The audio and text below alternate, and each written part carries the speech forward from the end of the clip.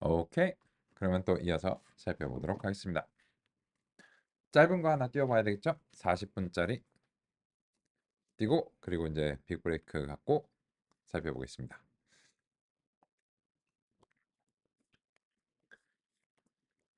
아까에서 바뀐 것은 요 부트스트랩 샘플링으로 이제 표본을 선택한 것밖에 없는데요. 먼저 부트스트랩 샘플링이란 무엇인가에 대해서 간단하게 이제 소개를 드리는 것이 이제 필요할 것 같습니다. 부트스트랩 샘플링에서 핵심은 복원 추출입니다. 복원 추출을 하게 되면 지금 보시는 것처럼 중복된 값이 나올 수 있습니다. 즉 10개에서 10개를 뽑는 이런 어떤 요청을 했을 때 8이 2번 뽑히거나 9가 2번 뽑히거나 뭐 2번 이상도 이제 가능합니다. 이런 식으로 전체 표본의 개수와 동일한 개수로 샘플링을 수행을 하는데 복원 추출을 허용하는 것이 부트스트랩 샘플링의 개념입니다.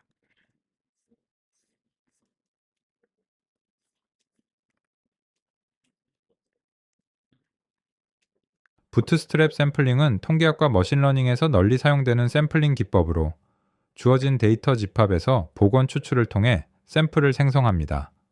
이 방법은 주어진 데이터 포인트가 여러 번 선택될 수 있다는 특징이 있습니다.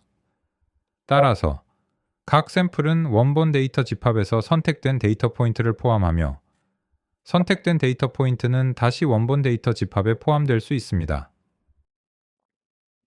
부트스트랩 샘플링은 생성된 샘플의 크기를 원본 데이터 집합과 동일하게 유지하여 다양한 통계 및 모델링 작업에 유용합니다. 이 기법은 데이터의 변이를 측정하고 통계적 추정이나 신뢰 구간을 계산하는 데 사용됩니다. 머신러닝에서는 모델의 예측 불확실성을 평가하거나 앙상블 모델의 다양성을 측정하고 특성 중요도를 평가하는 데 이를 활용합니다. 부트스트랩 샘플링은 데이터로부터 더 많은 정보를 추출하고 불확실성을 관리하는데 매우 유용한 도구로 데이터 과학과 통계 분야에서 자주 사용되는 기법입니다. 근데 이제 여기서 의아한 점이 있으시겠죠. 아니 중복을 허용하면 어떡해? 라고 이제 생각하실 수 있는데 그게 이제 핵심입니다.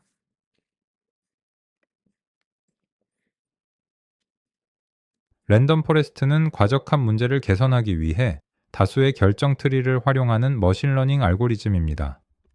이 알고리즘의 효과를 극대화하려면 각 결정 트리가 다른 데이터를 기반으로 학습해야 합니다. 같은 데이터로 학습한 트리들은 유사한 결과를 도출하기 때문에 다양한 트리의 의견을 결합하면 더 정확한 예측이 가능해집니다. 배깅 또는 부트스트랩 앙상블 방법은 각 모델이 다른 데이터 경험을 하도록 돕습니다.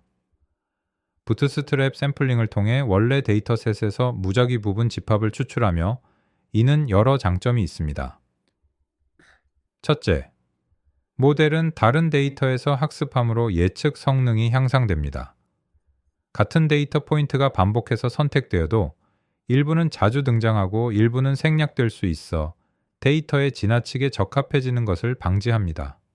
또한 특성의 하위 집합을 무작위로 선택하는 과정에서 경험의 다양성이 증가하고 과적합이 감소합니다.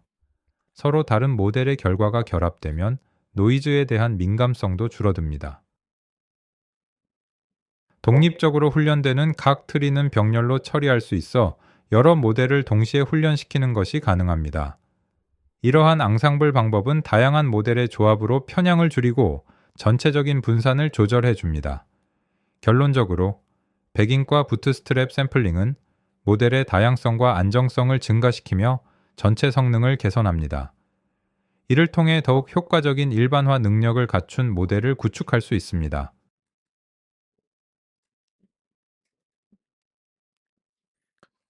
그러면 이 점에 대해서 조금 부연해서 설명을 드리면 그러니까 아까도 앙상블이긴 해요. 그러니까 샘플링을 도입하지 않아도 앙상블이긴 한데 아까 처음에 구현했던 거는 그냥 동일한 데이터를 결정 트리 여러 개한테 동시다발적으로 주는 겁니다. 근데 이러면 무슨 의미가 있냐는 얘기가 나옵니다. 그냥 똑같은 데이터를 경험했고 똑같은 설정이라면 결정 트리들이 거의 비슷한 의견을 낼 텐데 그러면은 이게 앙상블을 하는 것에 의미가 있냐는 거죠. 현실에서도 좀 비유를 해보면 이런 경우입니다. 예를 들어서 어떤 제품이나 서비스를 개발하는데 특정 집단의 사람들만 이게 모아놓은 거예요. 예를 들어서 남자 소프트웨어 개발자만 모여가지고 서비스를 개발한다고 한번 생각해볼게요. 그러면은 오 그렇게 하자 이렇게 해갖고 막 하잖아요. 근데 그러면 디자인이 안 좋아질 수도 있어요. 그 반대로 여자이고 디자이너만 모아놓다 이렇게 생각하면 그러면은 아 예쁜데 동작을 좀 안 하는 문제가 있는 서비스가 될지도 모르잖아요. 될지 아닌지 모르겠지만 그래갖고 그 두 집단을 이제 모으면 서로 의견이 다르죠. 그렇게 만들면 안 돼요. 그리고 이제 그런 디자인은 못 만듭니다. 뭐 이런 뭐 이렇게 서로 좀 절충을 해야 되겠죠. 그래서 더 좋은 거를 이제 만들어낼 수도 있는 거잖아요. 근데 열심히 만들어서 이제 그 소프트웨어 쪽하고 디자인 쪽하고 이제 으쌰으쌰하고 만들었는데 자 이제 팔아봅시다. 그러니까 마케팅 쪽에서 그렇게 비싼 건 못 팝니다. 이런 얘기가 나올 수도 있잖아요. 품질은 너무너무 좋은데 이게 너무 비싸. 예를 들어서 뭐 아이폰이 아 정말 좋습니다. 이번 아이폰은 1,000만 원입니다. 이러면 못 파는 거죠. 그죠? 성능이 좋으면서도 적절한 가격이면서도 뭐 하여튼 뭐 그런 게 필요하잖아요. 그래서 다양한 관점이 모여야 제품이나 서비스도 잘 만들 수 있죠. 그래서 회의를 할 때 회의가 효과적이 되려면은 다양한 의견을 가진 사람들이 적당한 수로 모여야 되죠. 같은 의견만 가는 사람이 모이면 회의할 필요가 없어요. 예? 그러니까 그냥 나가면 돼요. 회의를 애초에 할 필요가 없잖아요. 그런 거랑 비슷해요. 그래서 결정트리도 이게 앙상블의 효과를 극대화하기 위해서는 이 결정트리들이 뭔가 다른 의견을 제시할 수 있도록 유도를 해요. 근데 그러려면 결정트리는 아까 보신 것처럼 데이터 분포에 굉장히 민감합니다. 뭐 모든 모형이 다 그렇지만 결정트리 특히 민감한 편이고. 그래서 데이터의 샘플링 기법을 살짝 다르게 함으로써 이 데이터를 약간씩 뉘앙스가 다르게 만들어 줄 수 있어요. 그럼 이런 거죠. 복원 추출하면 어떤 게 그 중복으로 뽑힌다는 얘기잖아요. 근데 반대로 얘기하면 중복으로 뽑힌 애들 때문에 어떤 건 못 뽑히는 거예요. 그죠? 그러면 그런 과정에서 몇 개를 경험을 못 하면서 특정한 결정 경계가 형성이 안 될 수도 있는 거예요. 그게 무슨 말인가요?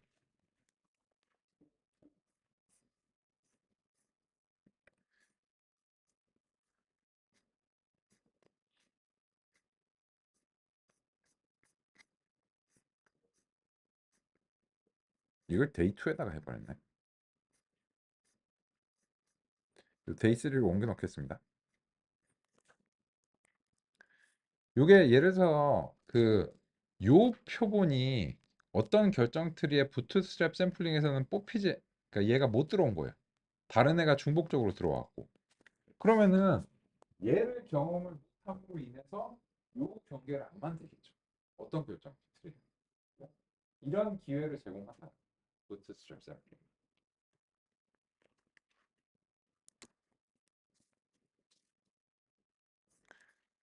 그래서 이 부트스트랩 샘플링의 목표가 무엇이냐? 약간씩 다른 어, 데이터 집합을 만드는 겁니다.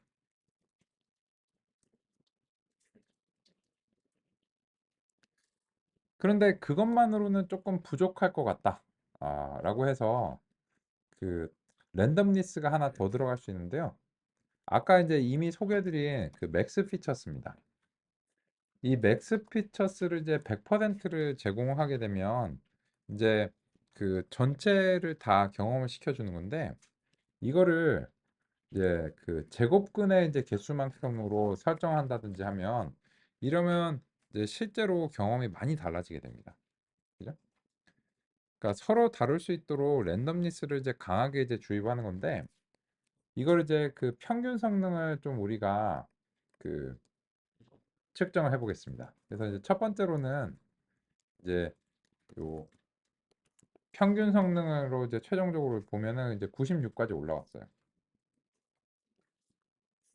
그런데 이 맥스 피처스를 이제 100%를 주고, 그리고 리플레이스를 false로 하면은 이거는 그냥 셔플이 될 뿐이지 실제로 부트스트랩의 효과가 안 납니다.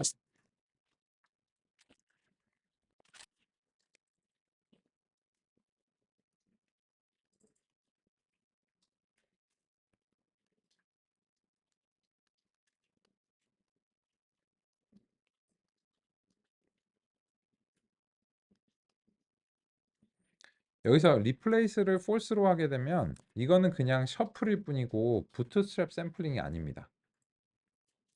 이거는 원래 모델 평가에서 원래 하는 일입니다. 그죠? 그래서 이 리플레이스를 false로 바꾸시면 시험 점수가 평균적으로 93점으로 내려앉습니다.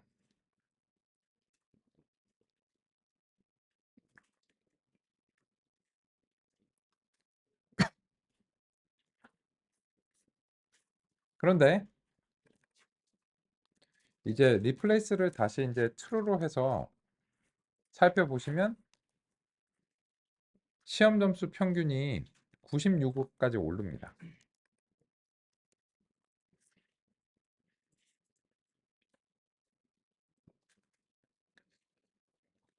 거기에다가 이 맥스 피처스까지 우리가 이제 그 무작위로 하위 부분 선택하게 하면은 이 랜덤니스를 더 강하게 주는 겁니다.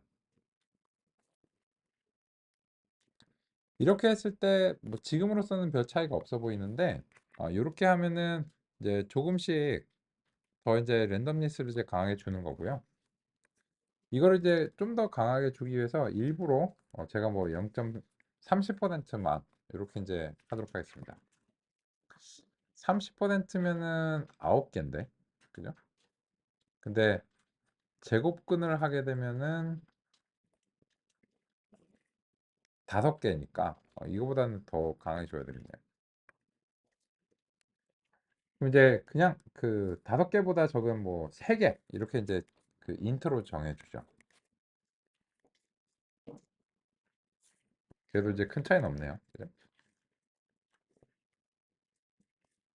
근데 맥스 피처스를 이제 6개 이렇게 하니까는 뭐 소폭 97로 이제 오르기도 하는 것 같습니다만 이건 이제 랜덤니스가 좀 있으니까 그죠? 큰 차이는 없는 것 같습니다.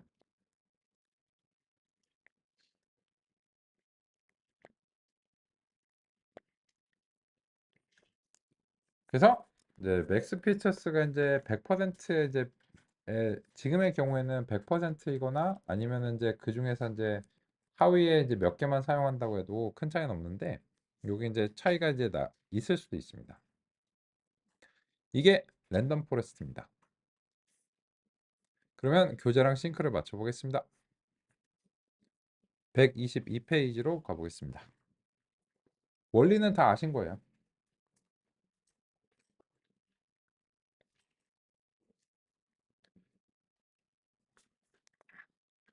122페이지 첫 번째 문단을 확인해 보겠습니다. 결정트리 주요 단점은 과적합입니다. 그래서 랜덤 포레스트는 통계적인 샘플링 방법을 주요하게 사용해서 조금씩 다른 여러 결정트리를 만들고 그 결과를 평균 내서 과적합을 줄일 수 있다라고 하는 통계적인 쪽에서의 이제 증명이 있었습니다. 실제로 우리도 체험을 해보니까 그렇다는 사실을 알았죠. 그러면 122페이지 아래쪽에 보시면 부트스트랩 샘플에 대해서 소개가 나옵니다. 근데 이걸 실습으로 자세하게 살펴보셨습니다. 그죠? 교재에서는 그냥 말로 그냥 다 전개를 한 거고요. 그리고 123페이지에 보시면 요 세 개의 문단은 맥스 피처스 얘기입니다. 특성 선별 얘기죠.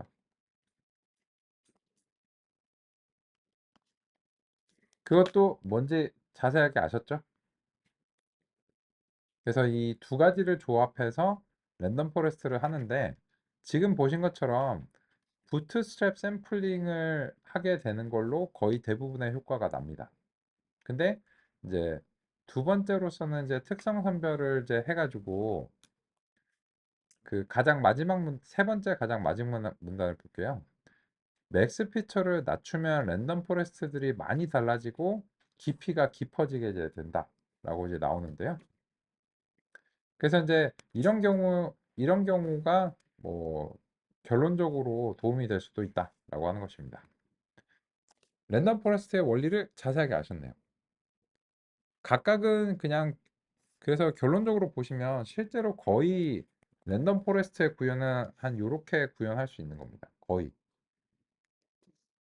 별거 없죠. 근데 핵심적으로는 그냥 약간씩 다른 데이터 집합을 경험시켜 주도록 부트스트랩 샘플링을 하는 것만으로도 이 과적합이 상당히 개선된다는 게 이게 어, 랜덤 포레스트의 구체적인 이제 아이디어입니다.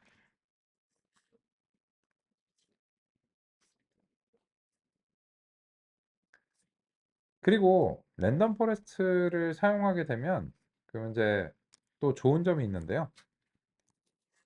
그 점을 같이 한번 살펴보겠습니다. 아까 이제 우리 캔서 데이터에서 그 우리가 이제 랜덤 스테이트를 특정하게 설정해 가지고 막 99에 가까운 수준으로 성과를 이제 내는 상황을 이제 가정을 해 보겠습니다. 그러면 요거를 이제 순서를 좀 바꾸겠습니다. 이거를 다시 실행시켜서 이제 포레스트가 훈련되도록 하고요. 그리고 나서 우리 특성 중요도라고 하는 것을 뽑아 보겠습니다.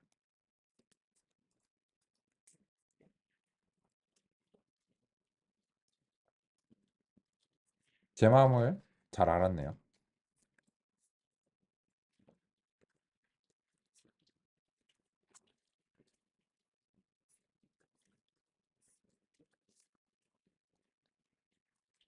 거의 대부분.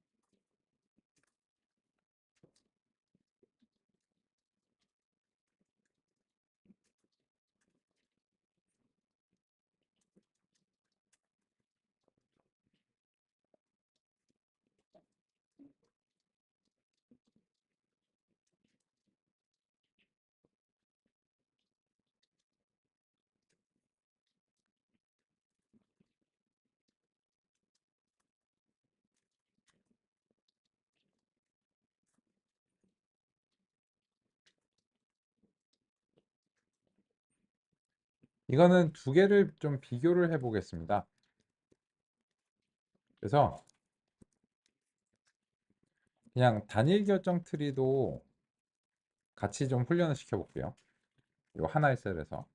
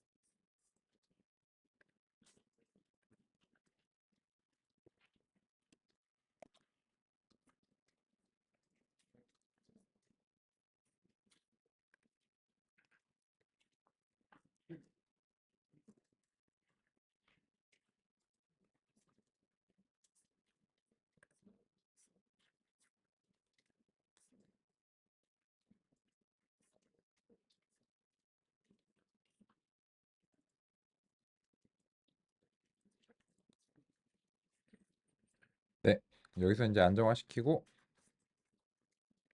잠시 확인하고 가겠습니다.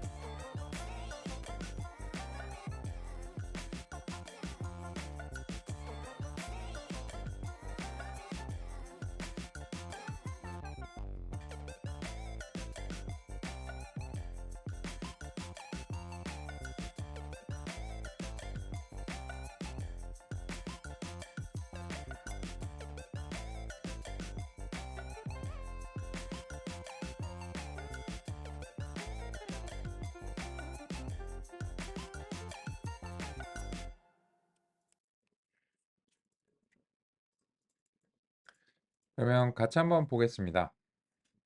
보시면 요 왼쪽은 디시전 트리의 의견이고요. 오른쪽은 랜덤 포레스트의 의견입니다. 네, 특성 중요도인데 굉장히 큰 차이가 있다는 사실을 알 수 있습니다. 디시전 트리의 의견을 들으면 한 너댓 개 정도의 속성만 사용되고 나머지는 줬는데도 거의 사용이 안 됐다는 사실을 알 수 있습니다. 그리고 이 두 개의 의견이 좀 다릅니다. 얘는 워스트 페리미터가 중요하대요. 근데 이 랜덤 포레스트에서는 워스트 컨케이브 포인트가 제일 중요한 걸로 일단 나왔어요. 근데 디시전 트리는 그러면 워스트 페리미터, 민 컨케이브 포인트 이렇게 나오는데 이 디시전 트리가 지금 93 정도 이제 나왔습니다. 근데 여기서 그 랜덤 스테이트를 좀 바꿔가지고 그 결정 트리 쪽의 랜덤 스테이트를 좀 바꿔서 이 첫 번째로 중요한 값이 혹시 바뀌는지 한번 확인해 보겠습니다.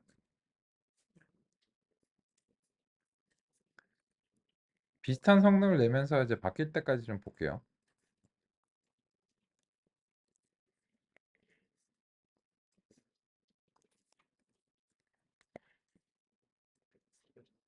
워스트 페리미터가 이제 계속해서 왕자를 유지하고 있는데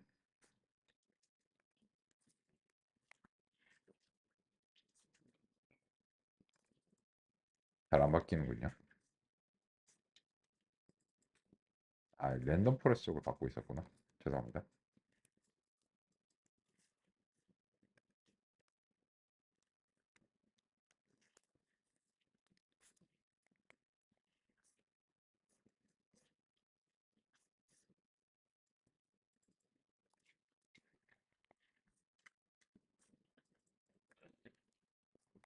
이 값을 제가 외우고 있질 않아가지고요. 잘 안 바뀌는데 이게 이제 그 디시전 트리 같은 경우에는 이게 경우에 따라서는 요 앞쪽이 달라질 수도 있어요. 아까 보신 것처럼요. 그런데 이 결정 트리의 의견을 따르면 나머지 특성들은 중요하지 않거나 필요 없는 것일 수도 있는데 이게 좀 위험한 결론입니다. 왜냐하면 랜덤 포레스트와 이제 비교를 해보시면 랜덤 포레스트는 예를 들어서 워스트 컨케이브 포인트가 제일 영향력이 큰 걸로 나왔어요. 근데 디시전 트리에서는 워스트 페리미터로 나왔는데 그러면 워스트 컨케이브 포인트는 어디 있나 보시면 여기에 있거든요. 근데 얘가 중요도가 되게 작게 나왔어요. 그러면 이거는 모순되는 결과라고 생각이 되실 수 있잖아요. 근데 어떤 거를 참조해야 될까요? 대체로 이 랜덤 포레스트의 결과를 참조하셔야 돼요. 왜냐면 이 랜덤 포레스트는 100개의 서로 다른 결정 트리들이 종합적으로 의견을 낸 거예요. 근데 이 결정 트리는 어느 것을 고를까요? 해서 워스트 페리미터로 시작을 해버렸어요. 그리고 나면 얘로 시작을 했기 때문에 다른 특성들이 굳이 필요하지 않았을 수도 있어요. 그래서 이 랜덤 포레스트의 의견을 이제 보시는 게 대체로 바람직하고 단일 결정 트리는 사실상 성능을 내는 시스템에서 거의 사용이 안 된다고 보시면 돼요. 근데 왜 그럴까요? 그 점과 관련해서는 우리 그 캔서 프레임에서 상관도 코릴레이션을 한번 측정을 해보겠습니다.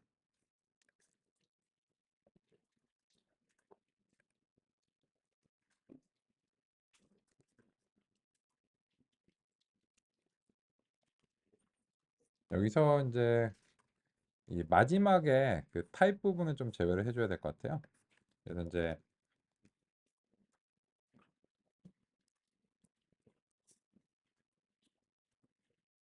이제 문자열이기 때문에 수치형으로 이제 변환될 수 없으니까 이렇게 이제 보겠습니다.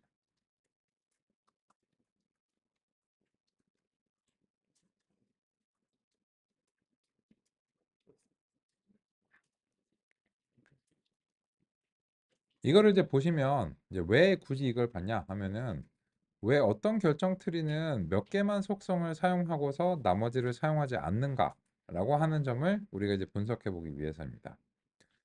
예를 들어서 이제 mean radius라고 하는 것을 한번 얘기를 해볼게요. 그러니까 종양이 대체로 이렇게 뭐 타원형으로 생겼다라고 가정해 볼게요.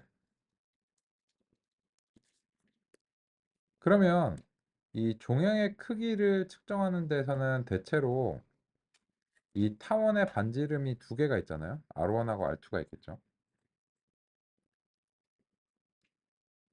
그러면 그 두 개의 이제 평균값이 mean radius가 되는 거겠죠. 그러면 이게 종양의 크기가 크면은 평균 반지름도 크겠죠. 그죠? 그리고 그런 건 별로 좋지 않은 소식이잖아요. 그래서 이제 이 상관도에서 이제 보시면 mean radius 자기 자신과의 관계는 상관도가 1.0입니다. 그런데 mean perimeter 그리고 mean area 이런 걸 보시면 상관도가 거의 1.0에 가깝습니다. 그 말은 무슨 말일까요? 이게 타원형으로 생겼으면 이 반지름이 크면은 이 영역도 크겠죠. 그죠? 그러니까는 반지름과 mean area라고 하는 속성은 사실상 거의 그냥 대체로 비슷한 정보를 가지고 있다고 해도 과언이 아니에요. 그냥 상식적으로 생각해도 좋은 정보가 아니었어요. 그런데 이 민 텍스처, 뭐 이렇게 종양이 막 오래돼서 단단하게 굳었어요. 그러면 왠지 좀 별로 안 좋겠죠. 뭐 정확하게 뭐 그건 모르겠는데 어쨌든 텍스처로 하니까 대략적으로 추정하면. 근데 이게 단단한 거 여부와 크기 여부는 굳이 상관없을 수도 있잖아요. 큰데 물렁물렁할 수도 있는 거니까. 그래서 뭐 그건 정확하게 모르겠지만 어쨌든 상관도가 낮은 편이에요. 그래서 이런 걸 이제 보시면 예를 들어서 이제 민 레디어스로 시작하거나 민 페리미스로 시작하거나 민 에어리어를 이제 골라야 되는 그런 상황을 보신다면 얘네들은 대체로 비슷한 정보니까 어느 걸 골라도 비슷한 결과로 기인할 가능성이 높은 거예요. 그래서 그런 경우에는 결정 트리가 굳이 저런 거를 다 사용할 필요가 없는 거죠. 거의 비슷해 하고 이제 그 중에 하나만 사용하는 거죠. 예를 들어.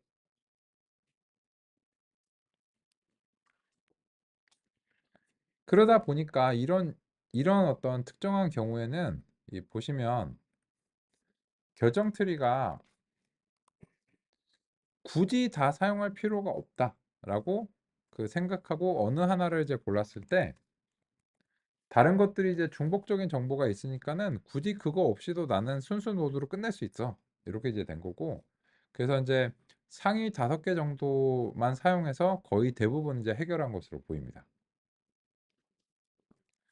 근데 이제 그 랜덤 포레스트는 왜 다르냐라고 하면 얘네가 랜덤리스가 꽤 있기 때문에 여기에 대해서 그 예를 들어서 이제 부트스트랩 샘플링을 하다 보면 경험을 못 하는 게 이제 있을 수 있고 그리고 맥스 피처스를 이제 줄이다 보면은 경험 못한 특성이 있을 수가 있기 때문에 이 결정 트리들이 이제 다양하게 이제 하는 거죠. 하는데 이런 식으로 하니까 민 에어리어를 경험 못하면 민 레디어스로 이제 한다든지 이렇게 이제 해줘야 되잖아요. 그래서 이제 랜덤 포레스트는 좀 더 종합적인 의견을 제시한다 이렇게 보실 수 있습니다.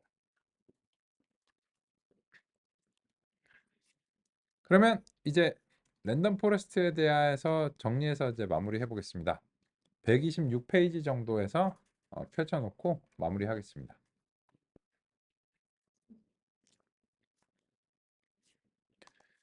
일단 먼저 126페이지 상단의 그림 2-34번 하고 이 아래쪽 문단을 보겠습니다. 여기서 교재에서는 우리랑 조금 다른 스타일로 나온 이유가 뭐냐면 비슷한데 얘는 정렬을 안 했습니다. 우리는 그 정렬을 적용했기 때문에 그 높은 값이 먼저 등장해서 그런 건데 이게 정렬이 안 된 상태거든요.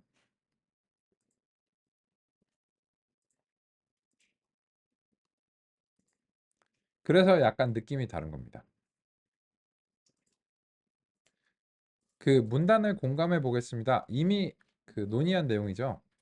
랜덤 포레스트는 단일 트리보다 훨씬 많은 특성이 0 이상의 중요도 값을 갖는데 단일 트리와 비슷하게 랜덤 포레스트도 월스트 레디어스 특성이 중요하다고 봤다는데 요 점이 우리랑 좀 다르죠. 왜냐하면 보시면 교재에서는 워스트 뭐 레디어스를 이제 뽑았는데 우리는 워스트 컨케이브로 이제 됐어요.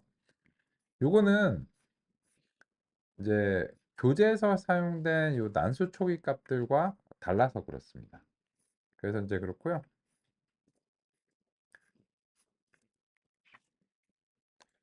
결론적으로 랜덤 포레스트는 단일 트리보다 더 넓은 시각으로 데이터를 바라볼 수 있다.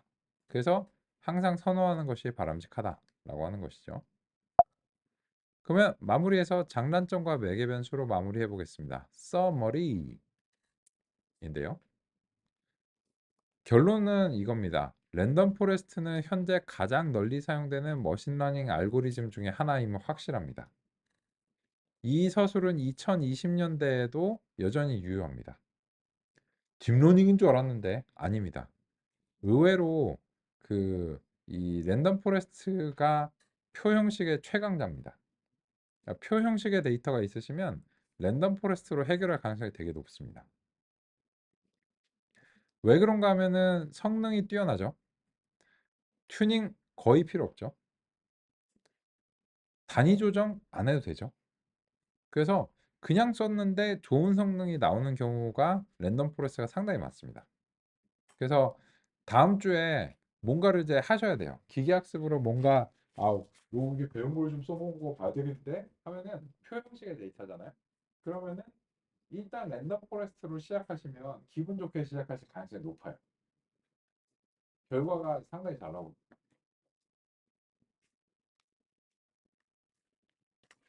물론 완벽한 건 아닙니다. 그리고 치명적인 단점도 있습니다. 그 점도 논의될 예정입니다. 그래서 결론적으로 이제 요 아래쪽 문단 보시면 단일 트리의 단점을 보완하고 장점은 그대로 가지고 있다. 즉 단일 트리를 쓸 일은 없다는 겁니다.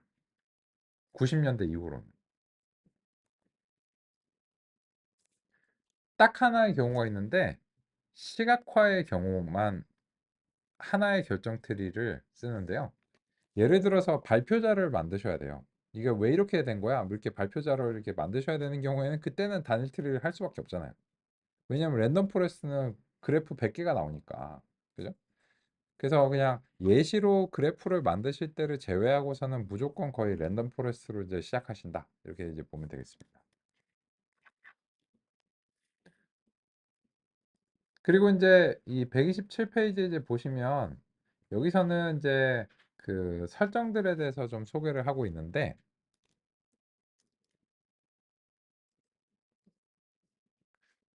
그 랜덤 포레스트 자체의 랜덤리스를 고정하기 위해서 랜덤 스테이트를 하긴 하는데 이거는 랜덤 포레스트의 개수가 많을수록 이 고정의 필요성이 없어집니다.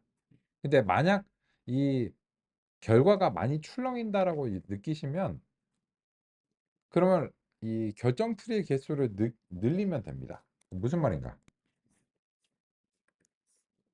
지금 우리가 랜덤 포레스트에서 랜덤 스테이트를 뭐 특정한 값으로 이렇게 고정을 했잖아요. 근데 이걸 이제 고정을 안 하면 약간씩 출렁일 수 있습니다. 그래서 이제 한번 해볼까요? 보시면 지금 이제 97.9가 나왔어요. 근데 또 해보면 97.2가 나왔는데 많이 출렁이진 않죠.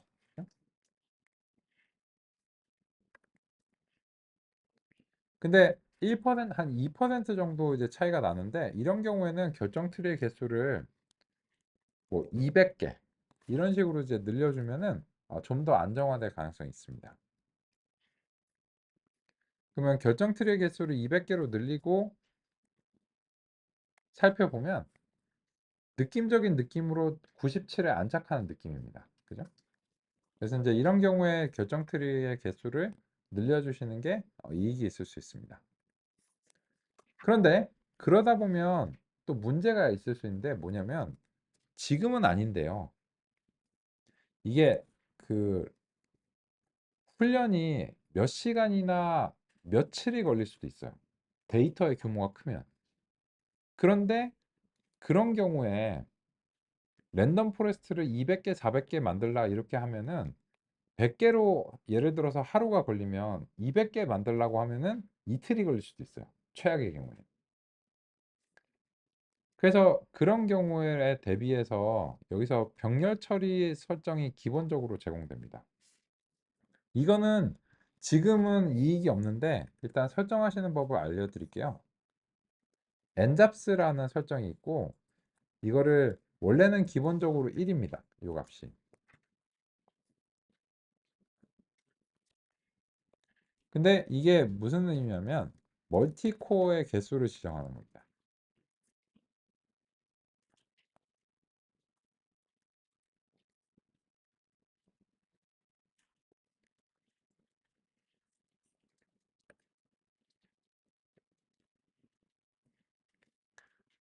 프로세서를 그냥 단일 코어를 기본적으로 사용하게 되어 있는데 이래서 이제 시간이 너무 오래 걸린다 싶으면 이제 프로세서의 개수를 2개로 늘리면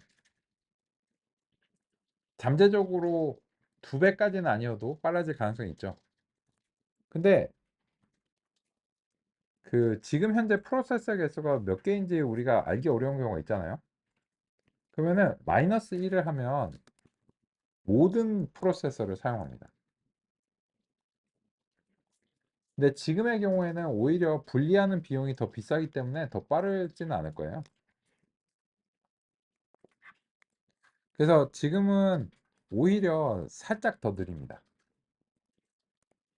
그런데 그 분리했다가 합치는 비용을 지불하고서라도 이게 이제 더 빠른 경우는 한 수분 이상 걸리기 시작하면은 이 프로세서 수를 늘리는 게 도움이 많이 됩니다. 그래서 그런 것도 전혀 어렵지 않고요. 이미 다 이렇게 준비가 되어 있습니다. 오케이.